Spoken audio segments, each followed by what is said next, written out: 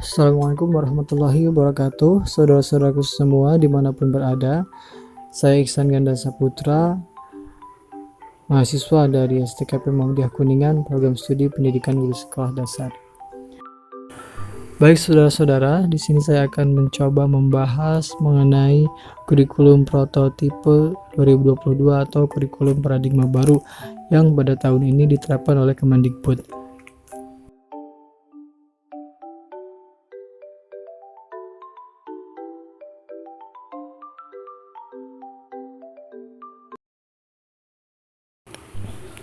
Pengertian kurikulum prototipe.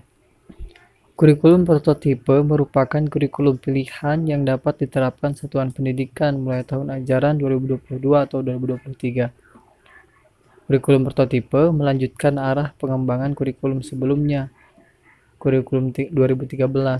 Jika melihat dari kebijakan yang akan diambil para pemangku kebijakan, nantinya sebelum kurikulum nasional dievaluasi tahun 2024, satuan pendidikan diberikan beberapa pilihan kurikulum untuk diterapkan di sekolah. Kurikulum prototipe diberikan sebagai opsi tambahan bagi satuan pendidikan untuk melakukan pemulihan pembelajaran selama 2022 sampai dengan 2024. Kebijakan kurikulum nasional akan dikaji ulang pada 2024 berdasarkan evaluasi selama masa pemulihan pembelajaran. Kurikulum paradigma baru ini akan diberlakukan secara terbatas dan bertahap melalui program sekolah penggerak dan pada akhirnya akan diterapkan pada setiap satuan pendidikan yang ada di Indonesia. Kemudian karakteristik kurikulum prototipe. Kurikulum prototipe ini memiliki beberapa karakteristik utama yang mendukung pemulihan pembelajaran, antara lain sebagai berikut. Pertama, pembelajaran berbasis proyek untuk pengembangan soft skill dan karakter. Di dalamnya itu mencakup iman, takwa, dan akhlak mulia, gotong royong, kebinekaan global, kemandirian, nalar kritis, dan kreativitas. Kedua, fokus pada materi esensial sehingga ada waktu cukup untuk pembelajaran yang mendalam bagi kompetensi dasar seperti literasi dan numerasi. Ketiga, fleksibilitas bagi guru untuk melakukan pembelajaran yang sesuai dengan kemampuan murid dan melakukan penyesuaian dengan konteks dan muatan lokal. Secara garis besar, sejatinya karakteristik kurikulum prototipe ini memberikan kemerdekaan kembali kepada guru dalam mengimplementasikan proses belajar kepada siswa. Kemudian juga memberikan kemudahan atau kemerdekaan kepada siswa dalam menerima atau memilih materi yang dibutuhkan. Perbedaan kurikulum 2013 dengan kurikulum prototipe.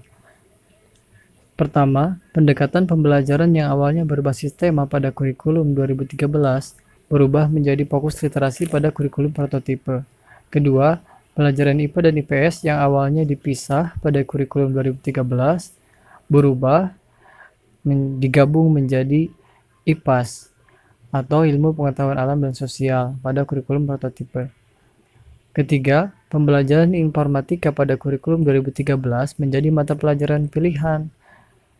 Sementara di kurikulum prototipe, mata pelajaran informatika sebagai mata pelajaran wajib.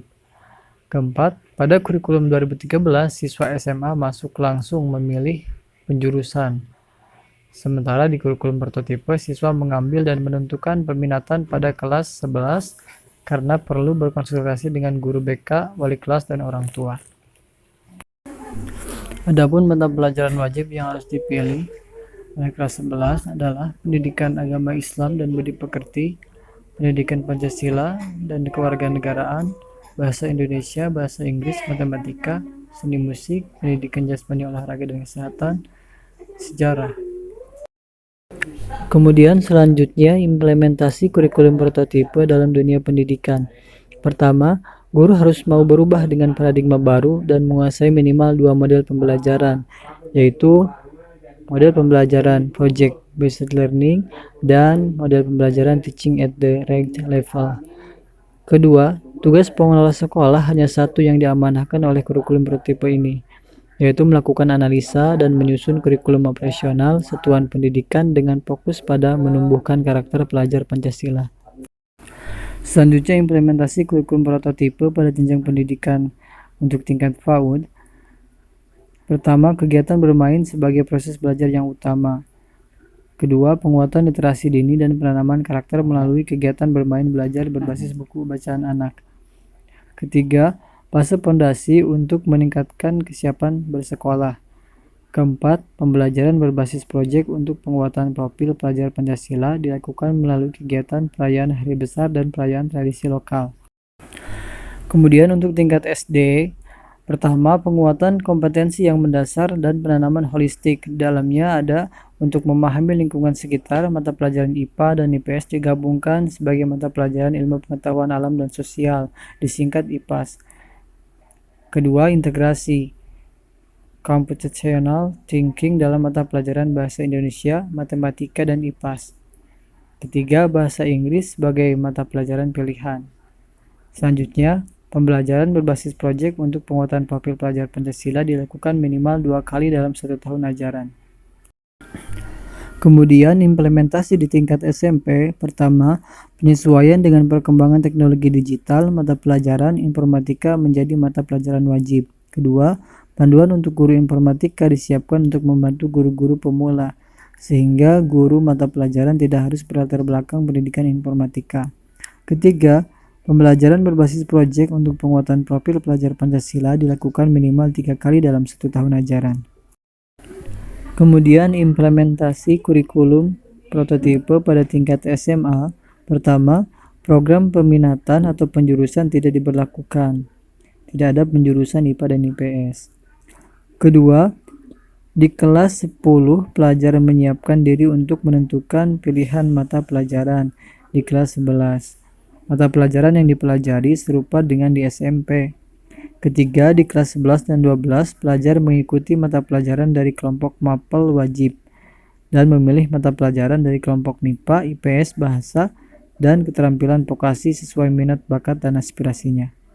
Keempat, pembelajaran berbasis proyek untuk penguatan profil pelajar Pancasila dilakukan minimal 3 kali dalam 1 tahun ajaran, dan pelajar menulis esai ilmiah sebagai syarat kelulusan. Kemudian, implementasi pada tingkat SMK. Pertama, dunia kerja dapat terlibat dalam pengembangan pembelajaran. Kedua, struktur lebih sederhana dengan 2 kelompok mata pelajaran, yaitu umum dan kejuruan. Persentase kelompok kejuruan meningkat dari 60% menjadi 70%. Ketiga, penerapan pembelajaran berbasis proyek dengan mengintegrasikan mata pelajaran terkait.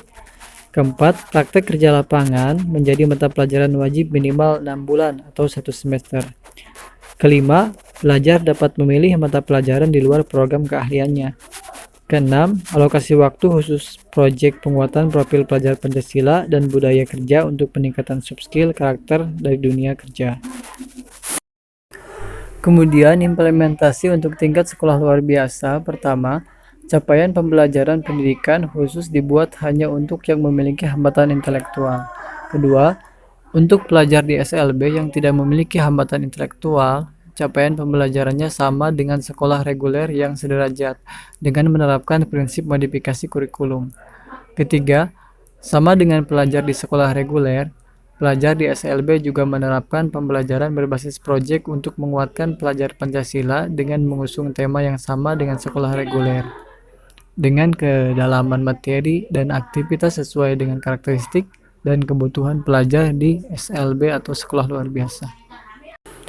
Demikian implementasi kurikulum prototipe dalam dunia pendidikan dan jenjang pendidikan. Selanjutnya, implementasi kurikulum prototipe di sekolah dasar secara spesifik sebagai berikut. Pertama, penguatan kompetensi yang mendasar dan pemahaman holistik. Di dalamnya, untuk memahami lingkungan sekitar, mata pelajaran IPA dan IPS digabungkan sebagai mata pelajaran ilmu pengetahuan alam dan sosial, disingkat IPAS. Integrasi computational thinking dalam mata pelajaran bahasa Indonesia, matematika, dan IPAS, bahasa Inggris sebagai mata pelajaran pilihan. Selanjutnya, yang kedua, pembelajaran berbasis proyek untuk penguatan profil pelajar Pancasila dilakukan minimal 2 kali dalam 1 tahun ajaran. Demikian implementasi kurikulum prototipe di sekolah dasar. Nah, sahabat-sahabat semua, saudaraku, dari pembahasan sebelumnya, maka dapat ditarik sebuah kesimpulan bahwa kelebihan kurikulum prototipe adalah sebagai berikut. Pertama, kurikulum prototipe lebih mudah dipahami guru dan saat ini sedang dalam tahap uji coba pada sejumlah sekolah penggerak. Kedua, guru lebih mengerti, beradaptasi, dan fleksibel karena sesuai kemampuan muridnya. Ketiga, memberikan kesempatan bagi guru berkreasi dan berinovasi sehingga proses pembelajarannya lebih mudah. Keempat, orientasi holistik yaitu kurikulum dirancang untuk mengembangkan murid secara holistik, mencakup kecakapan akademis dan non-akademis, kompetensi kognitif, sosial, emosional, dan spiritual. Kelima, berbasis kompetensi, bukan konten.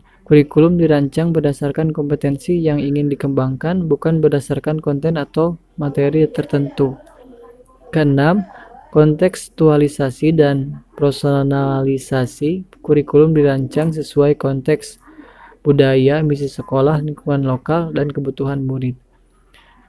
Ketujuh, kurikulum prototipe mendorong pembelajaran yang sesuai dengan kemampuan siswa, serta memberi ruang lebih luas pada pengembangan karakter dan kompetensi dasar. Demikian saudara semua kelebihan kurikulum prototipe yang dapat saya sampaikan. Dalam analisa penulis, sampai saat ini belum mengetahui dan mendapati kekurangan secara konkret pada kurikulum prototipe karena kurikulum ini masih dalam tahap atau proses implementasi di beberapa sekolah, sehingga belum diketahui fakta secara nyata kekurangan kurikulum prototipe. Dan menurut pendapat penulis sendiri bahwa kurikulum ini lebih memberikan keunggulan pada pencapaian tujuan pembelajaran dan pendidikan sebagaimana yang telah dimaksudkan pada pembahasan sebelumnya. Demikian saudara-saudara semua pembahasan mengenai kurikulum prototipe 2022 yang dapat saya sampaikan. Kurang lebihnya saya mohon maaf. Terima kasih. Wassalamualaikum warahmatullahi wabarakatuh.